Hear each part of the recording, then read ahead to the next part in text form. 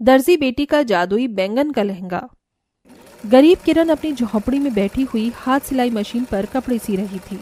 जल्दी से इस ब्लाउज का काम निपटा लेती हूँ, उसके बाद सूट सिलने बैठ जाऊंगी। किरण बेटी, मैं काम पर जा रही हूँ। दीदी, मैं भी कॉलेज जा रही हूँ। अरे छोटी, ठहर जरा। तेरी दीदी के पास तुझे देने के लिए ज्यादा तो नहीं, मगर थोड़े पैसे हैं, ये रख ले, रास्ते में काम आएंगे। ये कहानी है गरीब सीता की दर्जी बेटी किरण की।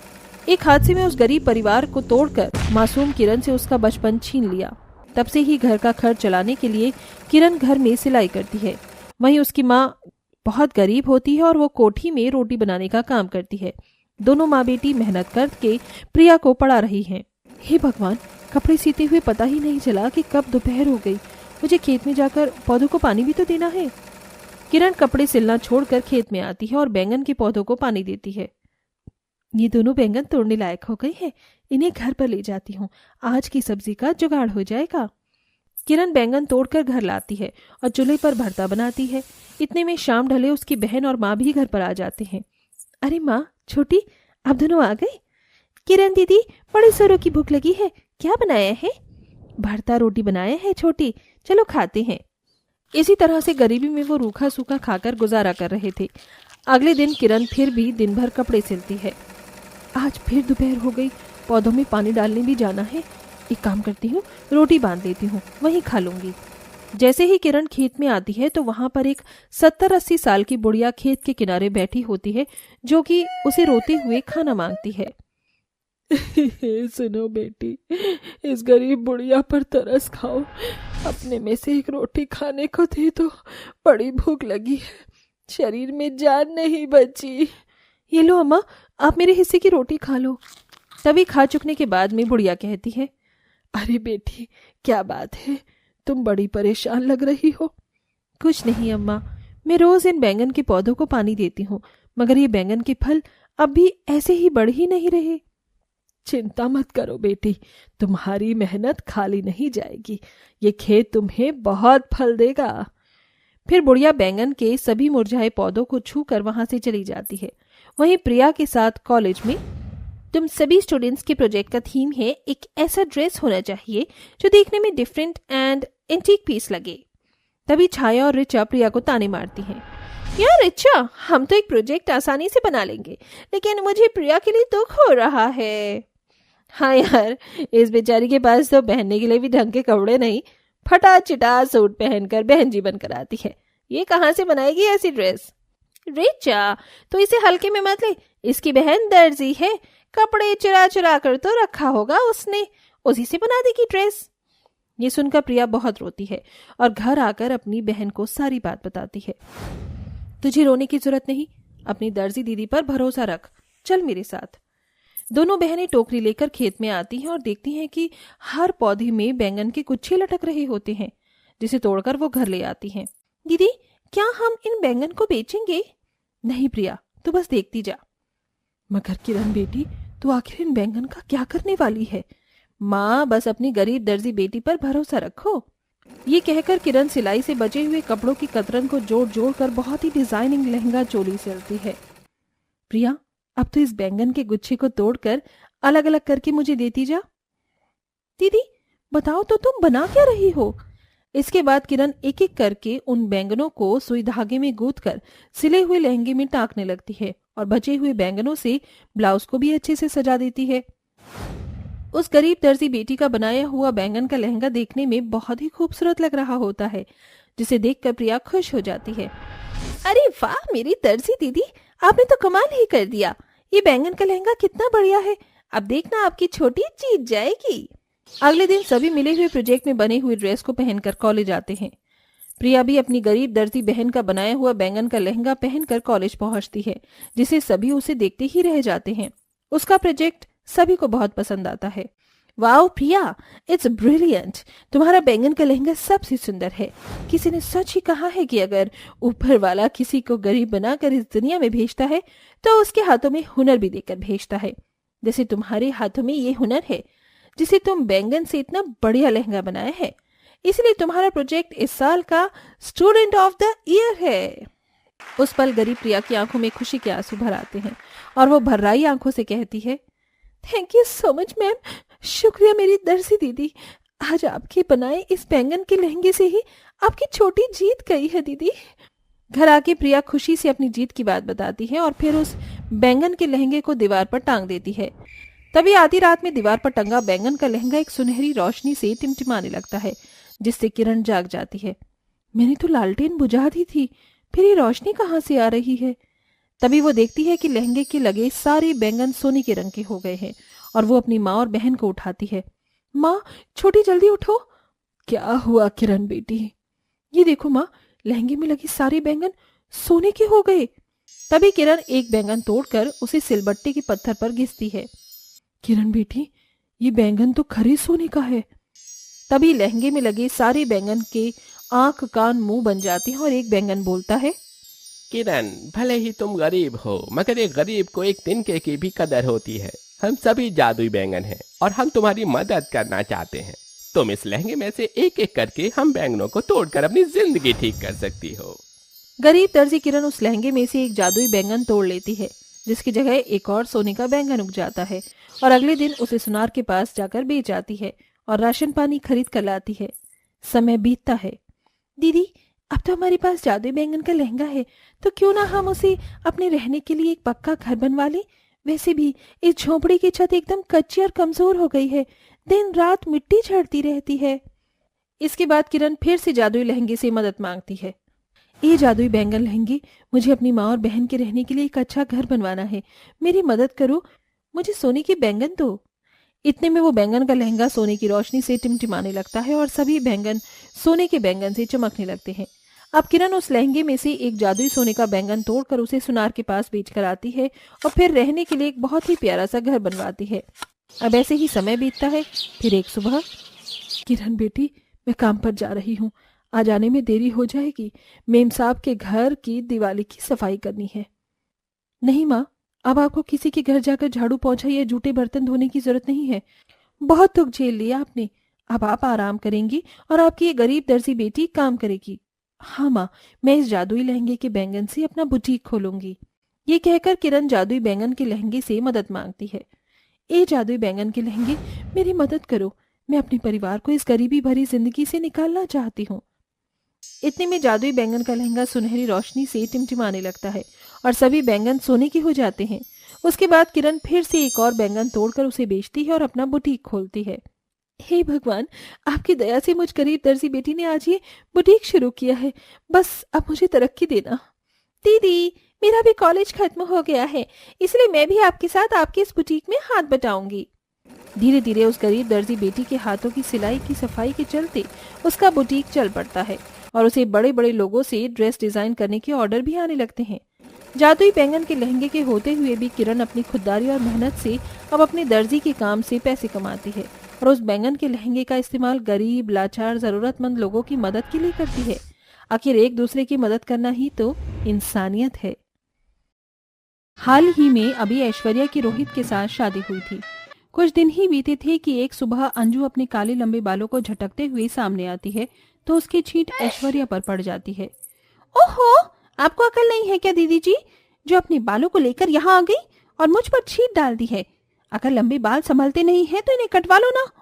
अरे नहीं भाभी, ऐसी कोई बात नहीं है, गलती से हो गया, मैंने आपको देखा नहीं। काली ननंद कहीं की, सुबह सुबह मुझे अपनी मनहूस शक्ल दिखा दी, अब पता नहीं पूरा दिन कैसा जाएगा। मंद आवाज में कहकर ऐश्वर्या ये सब चली जाती है और ये बात सुनकर अंजू को बहुत बुरा लगता है। कुछ देर बाद सास मोनिका घर की दहलीज पर बैठकर अपनी बेटी के बालों में चंपी कर रही थी। तभी पड़ोसन निर्मला आकर कहती है, अरे मोनिका, तूने अपनी बेटी को क्या खिलाया पिलाया है? इसके बालों में ऐसा क्या लगाया है जो इसके इतने लंबे घने बाल हैं? हाँ, बस दिखने में काली है, अगर इसके चेहरे पर भी ध्यान देती तो आज ही गोरी होती, इसका रिश्ता तय हो जाता। निर्मला, मेरी बेटी जैसी भी है मुझे बहुत पसंद है और उसके रिश्ते के लिए तुझे चिंता करने की जरूरत नहीं है।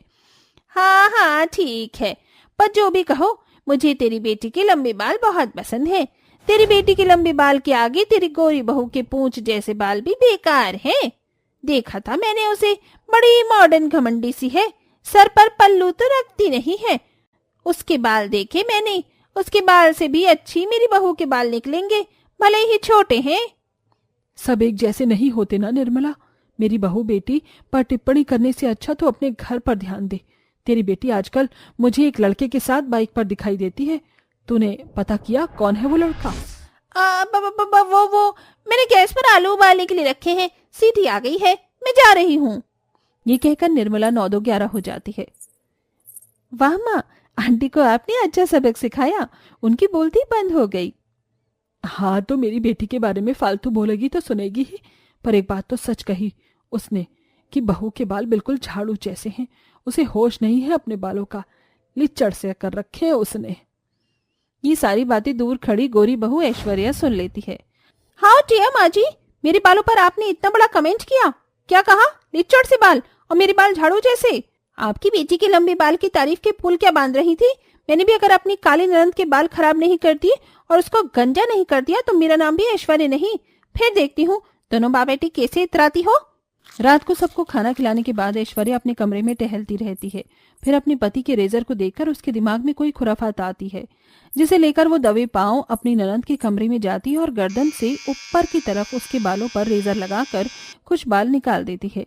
अंजू पलट जाती है। ओहो, बच गई। हे काली कलोटी जाकी नहीं, अच्छा है कुछ कटे पते बालों को फेविकॉल से यूं ही चिपका देती हूँ, फिर कल मजा आएगा। फिर किसी तरह ऐश्वर्या अपनी ननद की रेजर की हुई जगह पर फेविकॉल से कुछ बाल चिपका देती है और चली जाती है। अगले दिन जब अंजू तैयार होकर अपने बाल झाड़ कर घर से बाहर दुकान पर सामान लेने जाती है तो आते वक्त सब लोग उस पर हंसते हैं। अरे वाह अंजू, मार्केट में कोई नया हेयर स्टाइल आया है क्या? वैसे जो भी हो, सुंदर लग रही हो। 4 चांद लग गए तुम्हारे इस कालेपन और बालों में। अरे अंजू बिटिया, इतनी क्या मजबूरी आ गई थी जो तुमने अपने बालों के साथ ऐसा कर लिया? क्या हो गया है? सब मुझे घूर क्यों रहे हैं और मेरे बालों के बारे में ऐसा क्यों कह रहे हैं? मेरे बाल तो लंबे और अच्छे ही दिख रहे हैं मुझे। ये कहकर अंजू जल्दी जल्दी घर जाती है और अपनी माँ के सामने घूम कर कहती है, माँ देखो ना, मैं अजीब लग रही हूँ क्या? सब रास्ते में मुझे देख रहे थे। हे भगवान, ये तूने क्या कर लिया? तेरी गर्दन के पीछे से इतने बाल कैसे हट गए? तूने कुछ किया था क्या? आप ये क्या कह रही हो? मैंने कुछ नहीं किया, मैं देखती हूँ। अंजू जैसे ही दूसरे शीशे में जाकर अपने हटे हुए बालों को देखती है तो देखकर बहुत रोने लगती है और उसको रोता हुआ देख ऐश्वर्या को बहुत अच्छा लगता है। अरे वाह, यही तो इस कलोटी ननद का रोना सुनना चाहती थी मैं। बहुत इतरा रही थी ना। अरे दीदी, आप रो क्यों रही हो? क्या हुआ? देखिए ना भाभी, मेरे बालों को क्या हो गया? पता नहीं किसकी नजर लग गई और ये कैसे हो गया। हे भगवान, ये तो बहुत बुरा हुआ। कोई बात नहीं दीदी, मेरे पास एक तरीका है। आप अपने बालों में अंडे लगा लो, क्या पता उससे बाल जल्दी आ जाए। ठीक है भाभी, मैं यही करूंगी। हाँ बहू, अब तू ही कोई इलाज कर। जी माँ जी। ये सुनकर ऐश्वर्या अगले दिन अंजू को बालों में लगाने के लिए अंडे के साथ उसमें चूहे मारने की दवाई और पसीने वाले जुराब का पसीना डाल देती है। हे भगवान, काली ननद को गंजा करने के लिए मुझे कितना अजीब काम करना पड़ रहा है। उल्टी आ रही है, पता नहीं इतनी गंदी सॉक्स क्यों रखते हैं ये। फिर उस अंडे के मिश्रण को लगाने के लिए ऐश्वर्या ननद को देती है। भाभी, इसमें से बहुत बदबू आ रही है। अरे अंडे की महक तो आती ही है।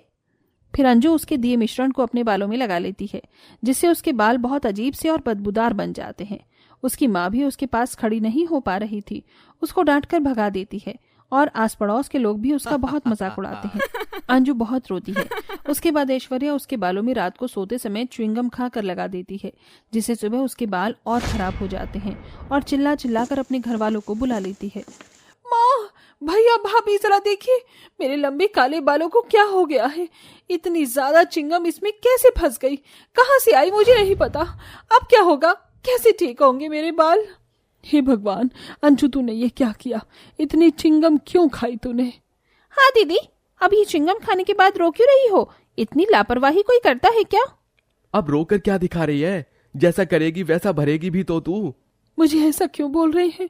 मैं इतनी बड़ी लापरवाही कैसे कर सकती हूँ? करूंगी क्या बताओ? च्युइंगम खाकर अपने बालों में क्यों लगाऊंगी?